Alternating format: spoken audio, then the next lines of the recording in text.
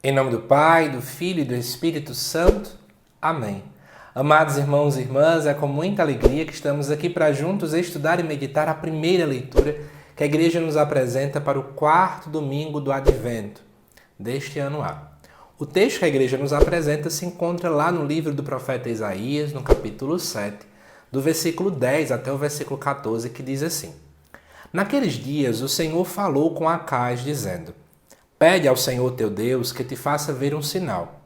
Quer provenha da profundeza da terra, quer venha das alturas do céu. Mas Acaz respondeu: Não pedirei, nem tentarei o Senhor. Disse o profeta: Ouvi então vós, casa de Davi. Será que achais pouco incomodar os homens e passais a incomodar até o meu Deus? Pois bem, o próprio Senhor vos dará um sinal. Eis que uma virgem conceberá e dará à luz um filho, e lhe porá o nome de Emanuel. Amados irmãos e irmãs, estamos no último domingo do Advento, isso porque no próximo domingo nós já vamos estar experimentando a graça do Natal. E nessa reta final aparece mais uma vez o profeta Isaías, ele que é um profeta que comumente aparece dentro do Advento. E aí vamos entender melhor essa leitura, que muita gente fala muita bobagem por aí. Primeira coisa eu quero te contar, por que esse texto aparece na liturgia? É devido ao evangelista Mateus. A gente vai perceber no vídeo que vai ao ar quinta-feira sobre o evangelho de Mateus, que Mateus, ele na verdade vai utilizar essa profecia do profeta Isaías para a pessoa de Jesus Cristo. Sim, mas antes de continuar, já que eu falei do evangelista Mateus, quero rapidamente lembrar a vocês, amados irmãos e irmãs, nós temos apenas mais 2 semanas de inscrição no curso do Evangelho de Mateus, versículo por versículo, com valor promocional. O valor promocional é R$ 250, ou você pode dividir em 12 vezes no seu cartão de crédito, de R$ 24,90. Então corre, está o link aqui, logo no início da descrição, se inscreva, vai valer muito a pena. Já temos várias aulas disponíveis e mais algumas que vão ser lançadas aí em breve, tá certo? Conto com sua ajuda e divulgue para outras pessoas. Mas voltando aqui para o texto. Amados irmãos e irmãs, Mateus utiliza a profecia para Jesus, mas isso não quer dizer que quando Isaías escreveu, ele estava pensando em quem Jesus era. Na verdade, Deus ele se utiliza dos escritores sagrados diante da sua própria compreensão, diante da realidade em que eles vivem. E obviamente Isaías não imaginava uma pessoa Jesus ou Nossa Senhora e por aí vai. Então vamos entender melhor o contexto daqui. Em primeiro lugar, o livro do profeta Isaías ele pode ser dividido, segundo os estudiosos, em 3 partes. Esse texto se encontra na primeira parte, no chamado livro do Emanuel, que dura alguns capítulos. E qual é o contexto em que a gente está vivenciando? Nós estamos vivenciando um contexto de uma guerra que a gente costuma chamar Síria-Efraimita, como você quiser chamar, ou Síria-Israelita, depende da conotação. Porque o que estava acontecendo era o seguinte: os assírios, que era o império naquele tempo, eles estavam fazendo um projeto expansionista, expandindo as suas terras. Isso é muito natural do que acontecia naquele tempo. O poderio de um império estava na quantidade de terras que ele tinha, na quantidade de batalhas que ele tinha vencido. E aí qual é a estratégia que eles fazem? Eles queriam expandir justamente para cobrar mais impostos. Eles estavam ali começando a ameaçar o terreno da Síria, da Palestina. E aí o que acontece? Por medo, os estados, ou as tribos, como você quiser chamar aqui, começam a fazer alianças, começam a se unir. Faz todo sentido. Imagina que nós estamos passando por uma invasão de um país. Então os estados brasileiros começariam a se unir. São Paulo com Rio de Janeiro, Paraíba com Pernambuco e por aí vai. Só que o que acontece? O rei Acaz não quis se unir. Então teve algum governador, vamos pensar no contexto brasileiro, que não quis se unir com os outros. E esse rei que não quis foi o rei Acaz. Já conto para você que eles tinham tentado com o pai dele também não quis. Aí o filho Acaz também não quis. E aí a Síria, e o povo de Israel, o governo de Israel, começa então a ameaçar Acaz, a tirá-lo do poder e colocar outra pessoa. Mas o que Acaz faz? Ele estava com medo de que tirassem ele do poder e aí ele vai buscar pedir auxílio à Síria. Então olha como é que é a viagem. Digamos, vamos colocar a Paraíba, que é meu estado.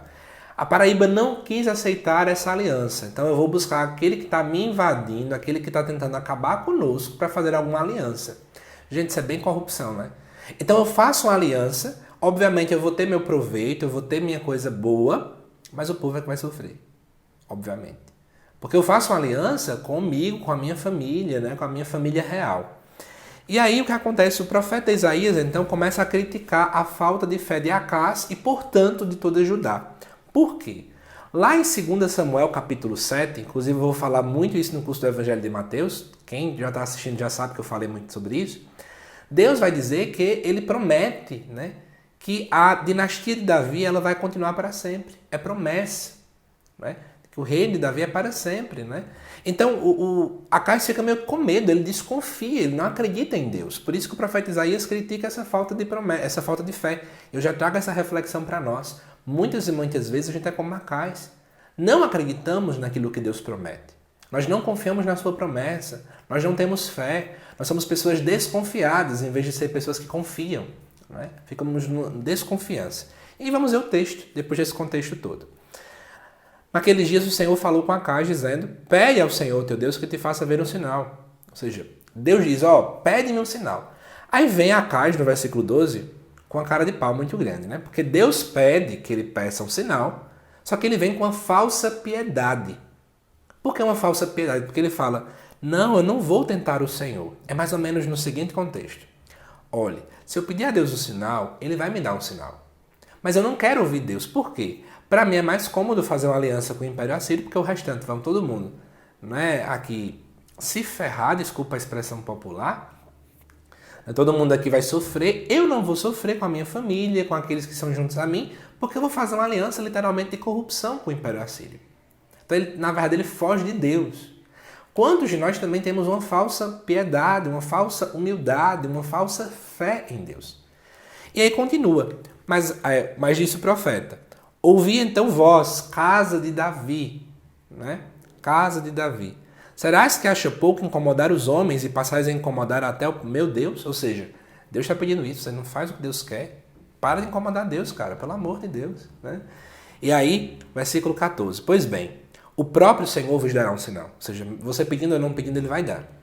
Eis que uma virgem conceberá e dará à luz um filho, e lhe porás o nome de Emanuel. Em hebraico, a melhor expressão não é virgem, é uma jovem, tá bom?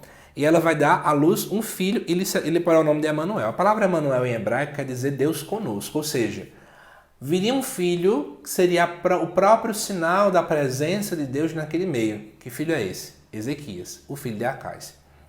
Então Ezequias seria o sinal de Deus. Então, o profeta Isaías, quando ele escreve dentro de um contexto específico. Só que vamos lá, vamos pensar um pouquinho. Os humanos são falhos, os humanos são limitados, nós seres humanos pecamos, caímos, fazemos coisas erradas e por aí vai.